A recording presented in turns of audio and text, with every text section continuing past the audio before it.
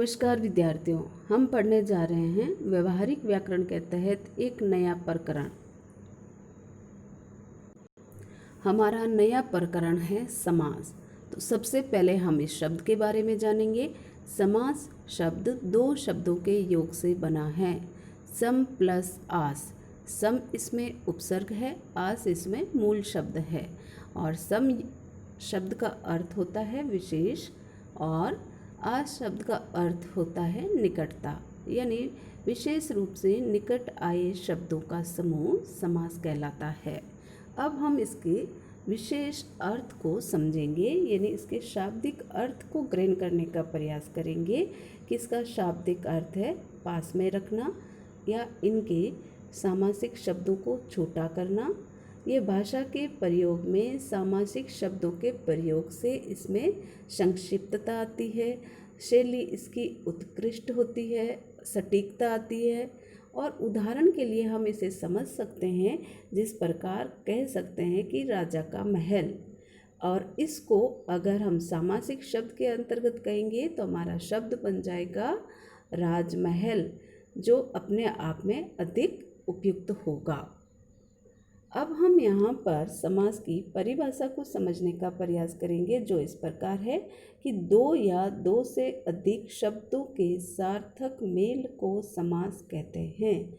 तो यहाँ दो और दो शब्दों के योग से जो शब्द बनेगा उसमें अधिक भी हो सकते हैं, यानी दो दो का जोड़ा भी बन सकता है और इसमें अधिक शब्द भी आ सकते हैं, लेकिन वो सब सार्थक होने चाहिए।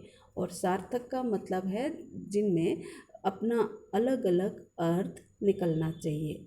ठीक है, तो यहाँ पर ये दो और दो से अधिक शब्दों के सार्थकता को हम उदाहरण के माध्यम से समझते हैं, जो इस प्रकार है। जैसे शब्द लिया गया है राजकुमार, और इसको जब अलग करेंगे, सामासिक विग्रह करेंगे, तो शब्द बनेगा राजा का कुमार। अब इसको समस्त पद के रूप में जब लिखते हैं तो शब्द संक्षिप्त होकर राजकुमार बन जाता है। यानी यहाँ पर सार्थक अर्थ क्या निकल रहा है, जो राजा के कुमार पर निकल रहा था वही राजकुमार में निकलता है। दूसरा शब्द है राधा कृष्ण। अब ये शब्द भी हमारा सामासिक शब्द है, क्योंकि इस शब्द के अंदर और शब्द का लोप होकर इसे हमने संक्षिप्त रूप में लिखा है राधा कृष्ण। उसके बाद में देखिए एक शब्द और लिया गया है जिसमें तीन पद है, यानी ऊपर वाले दोनों में दो दो पद लिए गए हैं, राजा कुमार, दूसरे में है राधा कृष्ण, लेकिन तीसरा वाला जो शब्द है उसमें तीन पदों का योग है और वो शब्द बन रहा है तन मन धन। और ये शब्द भी आपका सामासिक युक्त शब्द है, जिसका आपका विग्रह इस प्रकार होगा तन और मन और धन। यानी आपकी डेफिनेशन क्या कहती है, दो या दो से अधिक शब्दों का सार्थक योग। तो दो और दो के अंतर्गत तो हमने राजकुमार और राधा कृष्ण को समझा, और दो से अधिक अधिक के अंतर्गत हमने तन मन धन वाले उदाहरण से स्पष्ट करने की बात करी है। यानी यहाँ दो से अधिक शब्दों का योग भी समास के अंतर्गत आ सकता है। अब हम समास के सामान्य नियमों के बारे में जानेंगे, जो इस प्रकार है कि समास के लिए कम से कम दो पद होने चाहिए, और इसके अंतर्गत वो दो या दो से अधिक पद जब मिलते हैं तो वे संक्षिप्त यानी छोटा रूप धारण कर लेते हैं। और इस दौरान यानी इस प्रक्रिया के दौरान उनके बीच जो विभक्ति चिन्ह लगते हैं उनका लोप हो जाता है, और लोप का शाब्दिक अर्थ होता है छिपा दिया जाता है, या लुप्त हो जाते हैं या छिप जाते हैं। उसके बाद देखिए प्रत्येक समस्त पद में कम से कम दो शब्द होते हैं, और समस्त पद से मतलब है इसे सामासिक शब्द भी कहते हैं। और इसके अंतर्गत दो शब्द कौन कौन से होते हैं, एक पूर्व पद होता है और दूसरा उत्तर पद कहलाता है। और आगे देखिए समस्त पद को स्पष्ट करते हुए बताया है कि सामासिक प्रक्रिया, यानी जब हम किसी शब्द का सामासिक प्रक्रिया के तहत लेते हैं तो वो प्रक्रिया क्या कहलाती है, समस्त पद कहलाती है। इन्हें हम दूसरे शब्दों में सामासिक शब्द भी कह सकते हैं। तो समास के दो रूप होते हैं, समस्त पद होता है और एक समास विग्रह होता है। समस्त पद के अंतर्गत शब्द छोटा होकर आता है और विग्रह के अंतर्गत शब्द को बड़ा कर देते हैं। जैसे समस्त पद में आए हुए शब्दों को अलग करने की जो प्रक्रिया है वो समास विग्रह कहलाता है। क्योंकि यहाँ देखिए शब्द लिखा है चाणक्य रचित, तो चाणक्य रचित एक समस्त पद है, यानी शब्दों का योग है, छोटे शब्दों का योग है या छोटे शब्दों का समूह है। जब इसको हम तोड़ेंगे, विग्रह करेंगे, तो हमारा शब्द क्या निकल कर आएगा? वो होगा चाणक्य के द्वारा रचित। इसी प्रकार एक दूसरा उदाहरण देखिए, उदाहरण है गंगा जल। और गंगा जल यहाँ क्या बन रहा है? समस्त पद या सामासिक पद बन रहा है। और इसमें हमने ये पढ़ा था कि इसमें दो पद होते हैं, एक पूर्व पद होता है, एक उत्तर पद होता है। तो गंगा जल में पहला पद कौन सा है? पूर्व पद कौन सा है? गंगा। और जल क्या कहलाएगा? उत्तर पद कहलाएगा। और जब इसको हम तोड़ेंगे यानी अलग अलग करेंगे तो वहाँ पर हमारा शब्द क्या निकल कर आ रहा है? गंगा का जल, जिसे हम समास विग्रह कहते हैं। इसके अंतर्गत हम जो उपसर्ग होते हैं उनको लगाकर शब्द का निर्माण किया जाता है। उसके बाद हम समास के भेदों के बारे में जानकारी लेंगे कि समास के कितने भेद होते हैं। तो समास के सामान्यतः 6 भेद माने गए हैं। पहला देखिए अव्ययभाव समास होता है, दूसरा तत्पुरुष समास माना गया है, तीसरा द्वंद्व समास माना गया है, चौथे के अंतर्गत बहुब्रीहि समास आता है, 5वें नंबर पर द्विगु समास होता है और 6ठे नंबर पर कर्मधारय समास आता है। अब यहाँ पर हम इन समासों के नाम के आधार पर इनकी सामान्य जो पहचान है उससे इसकी डेफिनेशन यानी परिभाषा को समझने का प्रयास करेंगे। जैसे अव्ययभाव समास, इस समास को याद रखने के लिए इतना समझ लीजिए कि इसमें पहला पद प्रधान होता है, यानी इस समास को जब हम पढ़ेंगे तो इसके पहले पद को हम प्रमुखता देते हैं। तो इस याद भी रह जाएगा आसानी से कि जिस समास का पहला पद प्रधान रहता है उसे अव्ययभाव समास कहते हैं। और तत्पुरुष समास के अंतर्गत हम देखेंगे दूसरे पद को, यानी तत्पुरुष को दूसरा नंबर दिया है तो याद भी रहेगा। और इसकी परिभाषा भी क्या बन जाएगी? जिस समास का दूसरा पद प्रधान होता है उसे तत्पुरुष समास कहते हैं। और द्वंद्व समास को देखिए, इसकी वर्तनी को देखो और इसकी परिभाषा बना सकते हैं। और वो किस प्रकार बनेगी? जैसे द्वंद्व, ये इस प्रकार लिखा गया शब्द जब दो टुकड़ों में बंट जाता है तो दोनों बराबर रहता है। तो वैसे ही इसकी परिभाषा का निर्माण कर लीजिए कि जिस समास के दोनों पद बराबर होते हैं, दोनों पद समान होते हैं, वहाँ द्वंद्व समास होता है। और बहुब्रीहि समास के अंतर्गत पहला पद भी गौण रहता है, दूसरा पद भी गौण रहता है, किसी तीसरे की ओर इशारा किया जाता है। तो यहाँ पर बहुब्रीहि समास की परिभाषा क्या बनेगी कि जिस समास में पहला और दूसरा पद गौण रहकर तीसरे की ओर इशारा किया जाता है। और सीधी सरल शब्दों में आप क्या परिभाषा बोल सकते हो? जिस समास में तीसरे शब्द की ओर इशारा किया जाता है, तीसरे अर्थ की ओर इशारा किया जाता है या संकेत किया जाता है, वह बहुब्रीहि समास के अंतर्गत आता है। और द्विगु समास को समझना और भी आसान है। इसे सामान्यतः तत्पुरुष समास का से निकला गया एक भाग माना जाता है, इसलिए द्विगु समास में भी दूसरा पद प्रधान होता है, पहला पद इसमें संख्यावाची होता है। द्विगु समास को याद कैसे रखोगे? इसमें पहला पद संख्यावाची शब्द होता है, पहला पद संख्यावाची शब्द होता है, दूसरा पद प्रधान होता है। और कर्मधारय को समझना और भी आसान होता है क्योंकि यहाँ पर विशेषण और विशेष्य वाली स्थिति बनती है।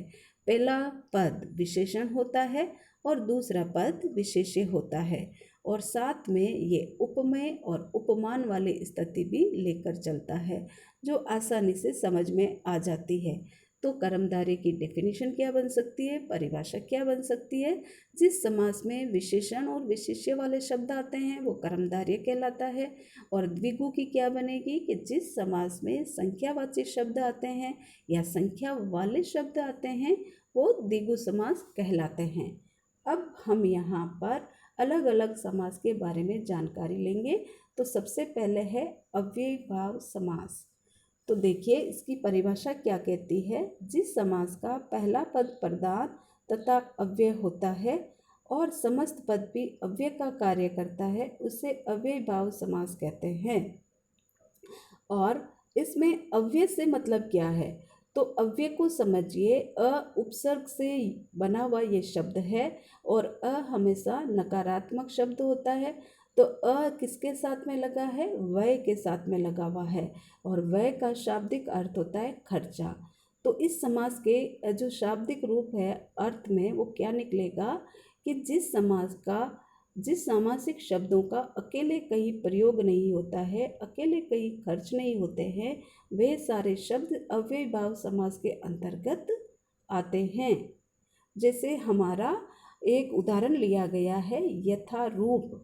तो यथा इसमें अव्यय है, तो अकेले यथा का कोई अर्थ नहीं है, लेकिन जब ये रूप के साथ मिलेगा तो हमारा शब्द क्या बन जाएगा, रूप के अनुसार।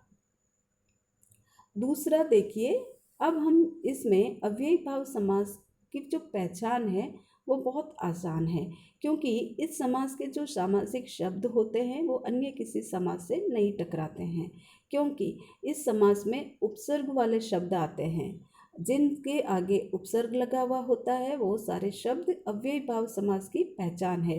हमारे पास उदाहरण लिया गया है निर्भय, और इसमें निर उपसर्ग और मूल शब्द है भय, और इसका हमारा जो समासिक विग्रह शब्द है वो बनेगा बिना भय के। दूसरा शब्द देखिए आजीवन।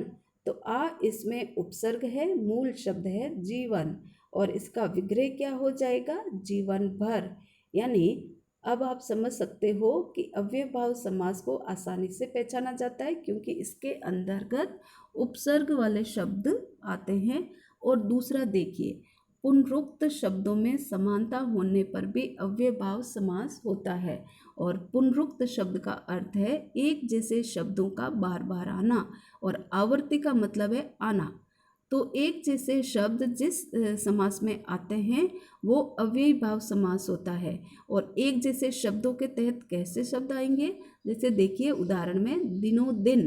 तो दिन दिन, दो एक जैसे शब्द बार बार एक साथ में आए हैं तो इसको लिखने का तरीका होता है दिनों दिन।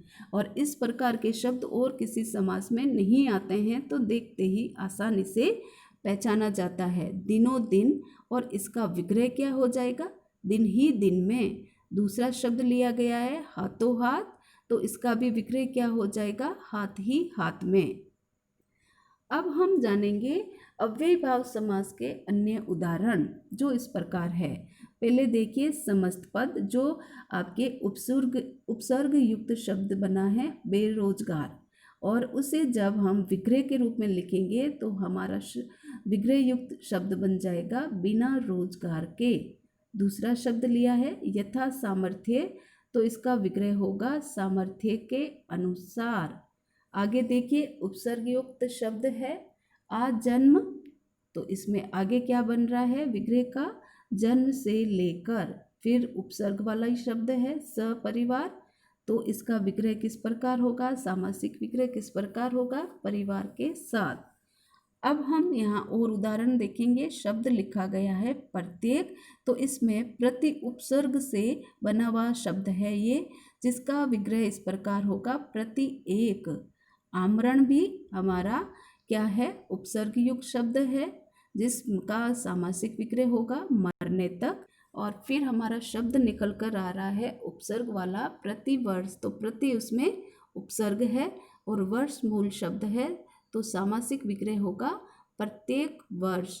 फिर देखिए पुनरुक्ति वाले शब्द आ रहे हैं रातों रात, तो इसका आसानी से विग्रह करना आता है रात ही रात में। अब हम तत्पुरुष समास के बारे में जानकारी लेंगे कि तत्पुरुष समास किसे कहते हैं, तो उसे हम परिभाषा के तहत समझने का प्रयास करेंगे। जिस समास का उत्तर पद यानी दूसरा पद प्रधान होता है, तत्पुरुष समास की रचना में समस्त पदों के बीच आने वाले परसर्ग चिन्हों का लोप हो जाता है। परसर्ग चिन्ह यानी कारक चिन्हों का, यानी इस परिभाषा से हम ये जानेंगे कि तत्पुरुष समास के अंतर्गत दूसरा पद प्रदान होता है और ये कारक चिन्हों को लेकर चलता है, और जब हमारा समस्त पद होता है तो वो कारक चिन्ह छिप जाते हैं या उनका लोप हो जाता है, जो हम इस उदाहरण से समझेंगे। शब्द लिया गया है रसोई घर। तो रसोई घर एक समस्त पद है। इसका जब विग्रह करेंगे तो इसमें कारक चिन्ह आ जाएंगे और हमारा विग्रह युक्त शब्द क्या बन जाएगा? रसोई के लिए घर। आगे अब इसके नियम को हम समझेंगे, जो इस प्रकार है कि तत्पुरुष समास की रचना प्राय दो प्रकार से होती है। पहली होती है कि इसमें दो पद होते हैं, तो दोनों पद कभी कभी संज्ञा वाले ही आते हैं। पहला नियम क्या है कि दोनों पद इसमें संज्ञा युक्त होंगे, और उसको उदाहरण को हम इस उदाहरण को या इस बात को हम इस उदाहरण से स्पष्ट करेंगे कि हमारे पास उदाहरण के लिए शब्द है दीवार और घड़ी। तो दीवार भी संज्ञा शब्द है, घड़ी भी संज्ञा है, और जब ये दोनों शब्द साथ में मिलेंगे तो इनको लिखा जाता है सामासिक शब्द कहते हैं दीवार घड़ी। और दीवार घड़ी को जब विग्रह के रूप में लिखा जाएगा तो शब्द बनेगा दीवार के लिए घड़ी। इसी प्रकार देखिए समस्त पद कक्षा जो संज्ञा है, अध्यापिका जो भी संज्ञा है, यानी यहाँ दोनों पद पूर्व और उत्तर दोनों संज्ञा पदों को लेकर चल रहे हैं, और इन दोनों से मिलने वाला समस्त पद क्या बना? कक्षा अध्यापिका। और इसका विग्रह युक्त शब्द क्या कहलाएगा? कक्षा की अध्यापिका। अब दूसरा इसका नियम है कि इसमें एक पूर्व पद संज्ञा होगा तो उत्तर पद इसमें क्रिया का रूप ग्रहण करेगा, और इस बात को हम इस उदाहरण से स्पष्ट करेंगे। उदाहरण है तुलसी लिखित। तो तुलसी इसमें संज्ञा शब्द है, लिखित इसमें क्रिया शब्द है, तो इसका विग्रह क्या हो जाएगा? तुलसी के द्वारा लिखित। दूसरा उदाहरण देखिए केदारनाथ रचित। तो केदारनाथ संज्ञा शब्द है और रचित इसमें क्रिया शब्द है। जब ये सामासिक शब्द का विग्रह बनेगा या विग्रह होगा तो शब्द निकल कर आएगा केदारनाथ के द्वारा रचित। अब हम यहाँ तत्पुरुष समास के भेदों के बारे में जानकारी लेंगे। तो हम ये जानेंगे कि कारक की दृष्टि से तत्पुरुष समास के 6 भेद होते हैं, यानी तत्पुरुष समास कारक के 6 भेदों को लेकर बना हुआ है, इसलिए तत्पुरुष समास के भी 6 उपभेद माने गए हैं, जो इस प्रकार है। कर्म तत्पुरुष, उसकी विभक्ति होती है को। करण तत्पुरुष जिसकी विभक्ति होती है स, और संप्रदान तत्पुरुष जिसकी विभक्ति चिन्ह को और के लिए होता है। अपादान तत्पुरुष इसका भी जो विभक्ति का रूप है स होता है, लेकिन इसमें जो शब्दावली लिखी जाती है वह दोनों में अलग का भाव निहित होता है, यानी से का प्रयोग करेंगे तो शब्दों से हमें एक दूसरे से अलग होने का भाव महसूस होगा या पता चलेगा। आगे 5th नंबर पर या 5वें नंबर पर देखिए संबंध तत्पुरुष। तो इसका विभक्ति चिन्ह होता है या इसके जो परसर चिन्ह है वो है का, के, की, और लास्ट में है 6ठे नंबर पर अधिकरण तत्पुरुष और उसका विभक्ति चिन्ह है में और पर। अब हम यहाँ कर्म तत्पुरुष को जानेंगे और उसके शब्दों को समझेंगे। तो उसके उदाहरण देखिए। समस्त पद किस प्रकार लिखा जाता है? यश प्राप्त शब्द क्या आया कर्म तत्पुरुष के अंतर्गत? यश प्राप्त, और उसका जब विग्रह हो जाएगा तो शब्द बनेगा विभक्ति के साथ में यश को प्राप्त। दूसरा है विदेशगत, तो विभक्ति युक्त शब्द क्या बन जाएगा? विदेश को गत।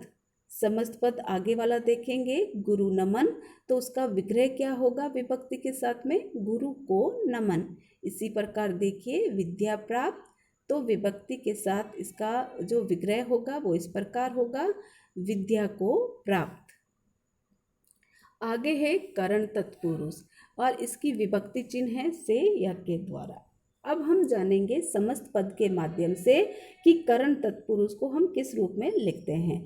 तो हमारा समस्त पद क्या है? मन चाहा, तो विग्रह क्या हो जाएगा विभक्ति के साथ? मन से चाह। दूसरा है विरहा कुल, तो विभक्ति युक्त सामासिक विग्रह होगा विरह से आकुल। आगे देखिए समस्त पद बना हुआ है बाढ़ पीड़ित, तो सामासिक विग्रह विभक्ति के साथ होगा बाढ़ से पीड़ित। शोकाकुल तो शोक से आकुल। तो इस प्रकार करण तत्पुरुष की जो विभक्ति है उससे हम इन उदाहरणों को आसानी से समझ सकते हैं। आगे तीसरे नंबर पर आता है संप्रदान तत्पुरुष, तो उसका विभक्ति चिन्ह है को या के लिए।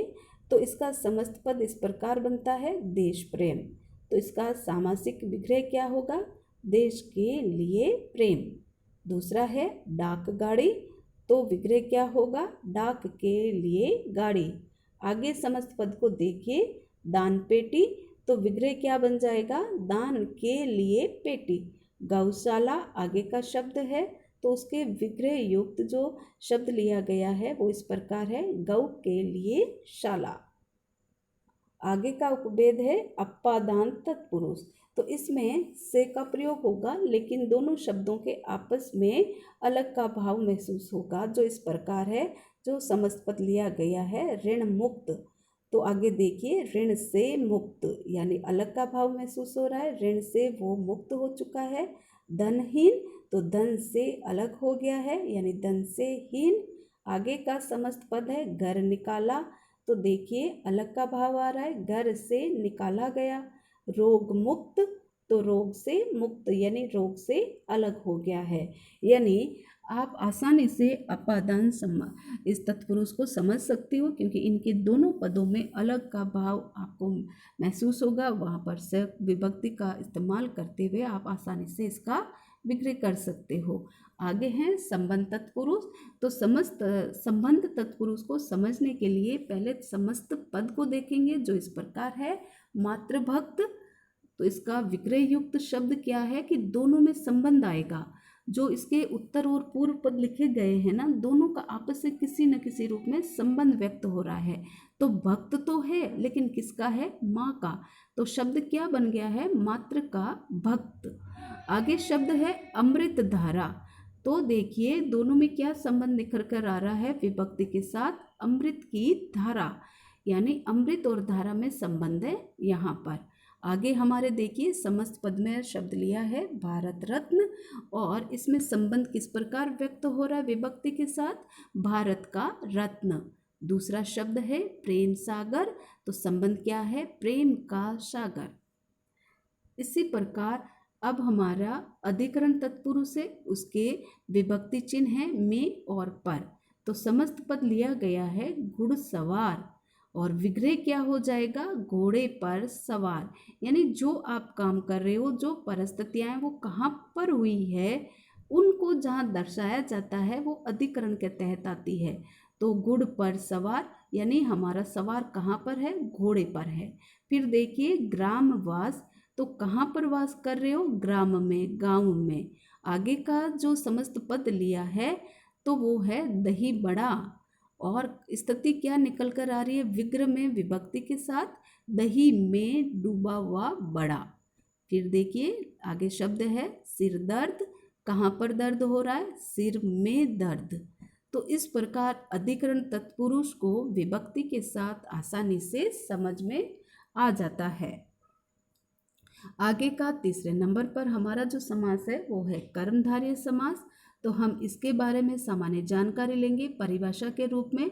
वो इस प्रकार है कि इसके अंतर्गत सामासिक पद का दूसरा पद प्रदान होता है, यानी कर्मधारय समास को तत्पुरुष से निकला हुआ एक भेद माना जाता है।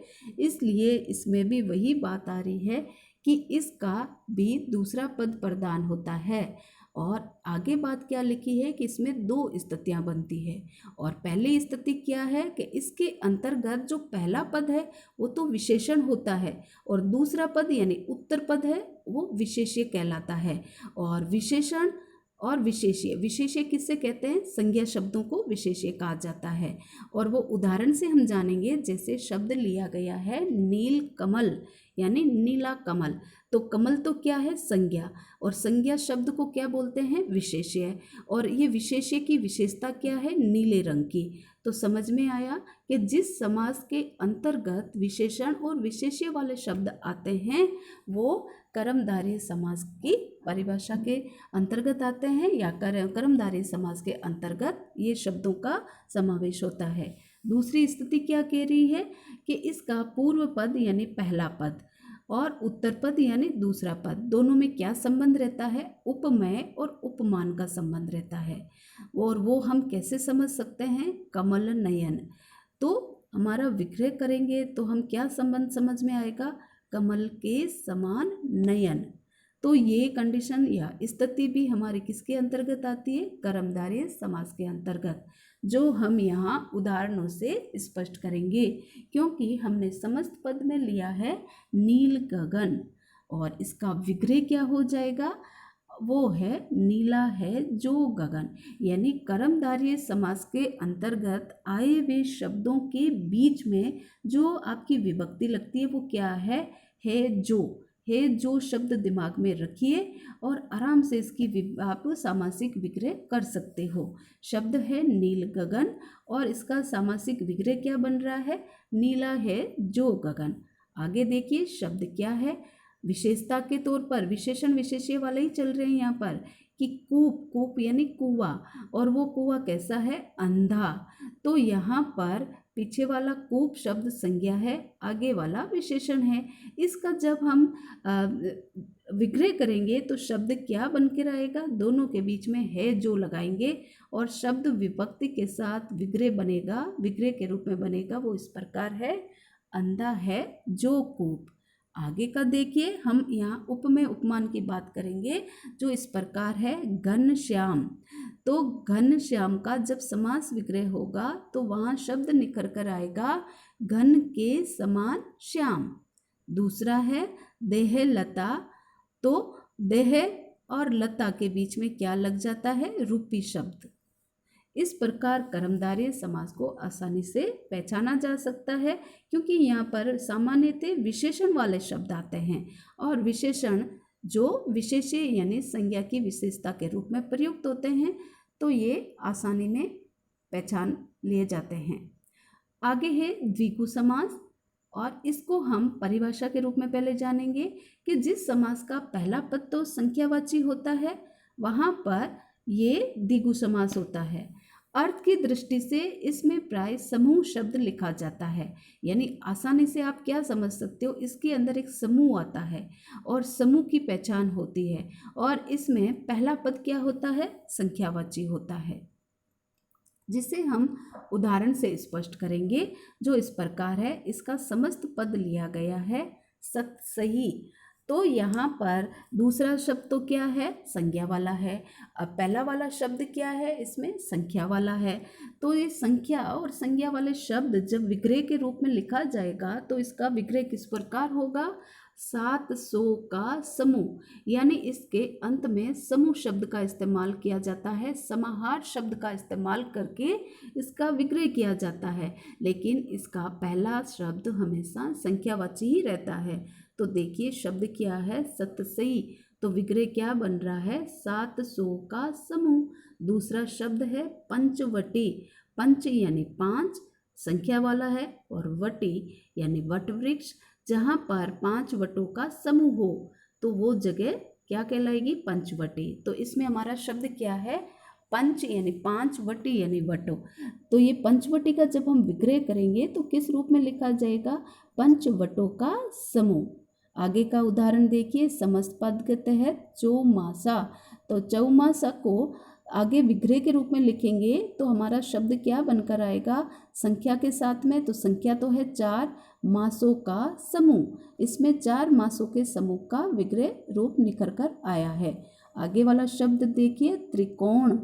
त्रि यानी 3, कोण यानी कोणों का समूह। तो आसानी से ये समास भी आपके लिए पहचान कर बनाएगा क्योंकि इसमें खाली ये जो संख्या वाले शब्द हैं वो ही आते हैं। तो त्रिकोण को देखिए, इसका विग्रह किस रूप में होगा, त्रि यानी 3 और कोण यानी कोणों का रूप। तो इसको विग्रह युक्त देखिए, शब्द निर्माण 3 कोणों का समूह। आगे का हमारा जो समास है वो है द्वंद्व समास। और द्वंद्व समास की अगर वर्तनी ध्यान से देखेंगे तो आसानी से समझ में आ जाएगा और आप इसकी परिभाषा बना सकते हैं, क्योंकि इसकी लेखनी में दोनों जो दो पद दो वर्ण हैं वो शब्द हैं वो दोनों एक जैसे रूप में लिखे गए हैं। तो दोनों एक जैसे लिखे गए हैं तो इसके अंतर्गत जो इसकी परिभाषा बनती है वो भी देखिए कि जिस समास के दोनों पद प्रधान होते हैं उसे द्वंद्व समास कहते हैं। यानी इस समास के अंतर्गत पूर्व पद और उत्तर पद दोनों ही बराबर होते हैं। आगे स्थिति क्या बताई गई है कि द्वंद्व समास में दोनों पदों को जोड़ने वाले जो समुच्चय बोधक अव्यय हैं वो छिप जाते हैं, उसकी जगह डैश लग जाता है। द्वंद्व समास में जब हम जोड़कर एक समस्त पद बनाएंगे तो इसके जो अव्यय होते हैं समुच्चय बोधक जो इसको अलग अलग करते हैं वो छिप जाते हैं, उनकी जगह डैश शब्द आ जाता है। और वो हम इस उदाहरण से स्पष्ट करेंगे कि इसमें समस्त पद लिया है गेहूं डैश गुलाब। तो डैश यहाँ क्या है, यहाँ समुच्चय बोधक अव्यय को छुपाने का चिन्ह है। तो गेहूं डैश गुलाब और इसका सामासिक विग्रह क्या हो जाएगा, गेहूं और गुलाब। आगे का हमारा समस्त पद लिया गया है चारा डैश भूसा और आगे क्या बन जाएगा, चारा और भूसा। तो यहाँ पर और क्या है, समुच्चय बोधक अव्यय है जो इन दोनों बातों को स्पष्ट कर रहा है। आगे का समस्त पद देखिए, फल डैश सब्जी और यहाँ पर जब इसका विग्रह होगा तो शब्द क्या बनेगा, फल और सब्जी। आगे लिया गया शब्द है समस्त पद के अंतर्गत पाप डैश पुण्य और इसका विग्रह किस रूप में बन रहा है, पाप और पुण्य। अब हम आगे का जो एक और बचा हुआ है हमारा भेद बहुब्रीहि समास, उसके बारे में जानेंगे। सबसे पहले इसकी परिभाषा समझेंगे कि जिस समास के दोनों पद मिलकर किसी तीसरे की ओर संकेत करेंगे उसे बहुब्रीहि समास कहते हैं। यानी इस समास को समझना भी बहुत आसान है, क्योंकि इसके अंतर्गत सामान्यतः पहला पद पूर्व पद दूसरा पद यानी उत्तर पद वो दोनों पद गौण होते हैं और दोनों पद मिलकर किसी तीसरे की ओर इशारा करते हैं। और फिर देखिए बहुब्रीहि समास के दोनों पद ही गौण होते हैं और अन्य पद होता है ना, जो तीसरे पद की बात कर रहे हैं वो ही इसमें प्रमुख होता है। और वो बात हम यहाँ उदाहरण से जानेंगे जो इस प्रकार है कि इसमें समस्त पद लिया गया है एक दंत और समास विग्रह किसके रूप में हो रहा है, एक है दंत जिसके। तो यहाँ एक है दंत जिसके, उसको ढूंढ कर ले आओ। पहला पद भी क्या है, एक, दंत क्या है, दूसरा पद है। तो ये दोनों भी इसके अर्थ को स्पष्ट नहीं कर रहे हैं, वो आपको एक संकेत कर रहे हैं कि जिसके एक दांत है उसको ढूंढ के ले आओ, वो इसके अंतर्गत आएगा। तो वो हम किसके रूप में जानते हैं, भगवान गणेश जी के रूप में, क्योंकि उनके एक ही दांत है। आगे का शब्द देखिए पीताम्बर। तो इसका आपका जो विग्रह का रूप है वो किस तरह तीसरे की ओर इशारा करेगा। अब देखिए पीत है अंबर जिसका, आपको ढूंढना किसको है, जिसने पीले रंग का कपड़ा धारण कर रखा है। यानी जो पीले रंग का कपड़ा धारण करता है उसका नाम है पीताम्बर। हमें नहीं पता है वो कौन है, उसको ढूंढ के लाओ। तो यहाँ पर हमें खुद को हम सब जानते हैं, पीताम्बर कौन धारण करते हैं, भगवान विष्णु। तो देखिए इसके अंदर जो विभक्ति चिन्ह है वो किस रूप में लिखा जाता है पहले आएगा और जिसका जो शब्द है उसको लास्ट में लिखकर संकेत के रूप में काम में लिया जा रहा है। आगे का शब्द है वीणा पाणी। तो हमारा सामासिक विग्रह कैसे हो रहा है, वीणा है पाणी, पाणी यानी हाथ में जिसके। अब तुम ढूंढ के ले आओ, वीणा पाणी किसे कहेंगे कि जिसने हाथ में वीणा पकड़ के रखी है उसको वीणा पाणी कहते हैं, तुम ढूंढो।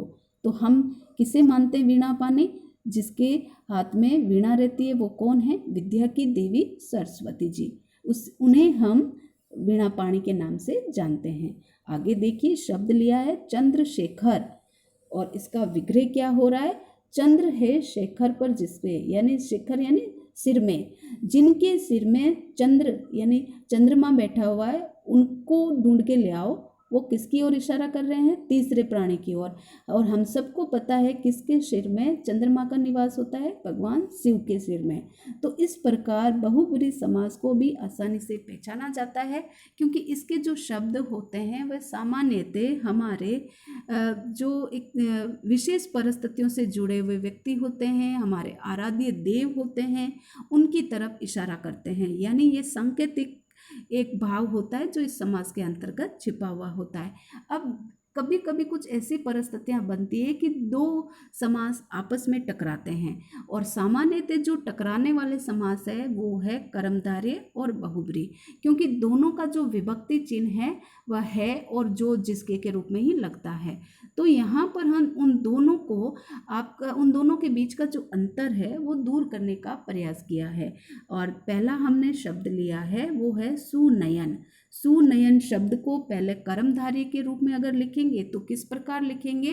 किसकी विभक्ति देखिए, विभक्ति जो सामासिक विग्रह के रूप में काम में ली गई है वो किस प्रकार है कि सुंदर के तुरंत बाद हम क्या लगाएंगे? सुंदर है जो नयन। तो यहाँ पर नयन की विशेषता आ रही है। नयन यानी आंखें, आंखें कैसी है? सुंदर। तो यहाँ पर सुंदर है जो नयन किसके रूप में जा रहा है? कर्मधारय के रूप में। अब वही बात अगर बहुब्रीहि समास के अंतर्गत लिखी जाएगी तो किस प्रकार होगा सुनयन? तो देखिए, सुंदर है नयन जिसके, हमें नहीं पता किसके हैं, तो सामान्यतः एक विशेष स्त्री, कोई भी स्त्री जिसकी सुंदर आंखें होती है उसकी तरफ यहाँ इशारा किया गया है। यहाँ विशेषता के तौर पर नहीं है, एक स्त्री के आंखों की सुंदरता बताई गई है कि उसकी है सुंदर नयन जो देखकर आ जाओ, सुंदर है नयन जिसके। तो ये लिखने का तरीका है, और जिसके इसमें लास्ट में लगाते हैं। और बहुब्रीहि में देखिए दोनों साथ में आता है, और जो शब्द है ना जो विभक्ति वाला दोनों साथ में लगते हैं, और इसका उत्तर पद बाद में लिखा जाता है। जबकि बहुब्रीहि में क्या है शब्द का पहले प्रयोग होगा और फिर उत्तर पद लिखा जाएगा, उसके बाद में जिसके शब्द का प्रयोग किया जाता है, जिसके या जिसका शब्द का। तो वो लिखने का तरीका, विग्रह का ये जो रूप है ये बहुब्रीहि और कर्मधारय को अलग अलग करता है। फिर आगे देखिए शब्द है पीताम्बर।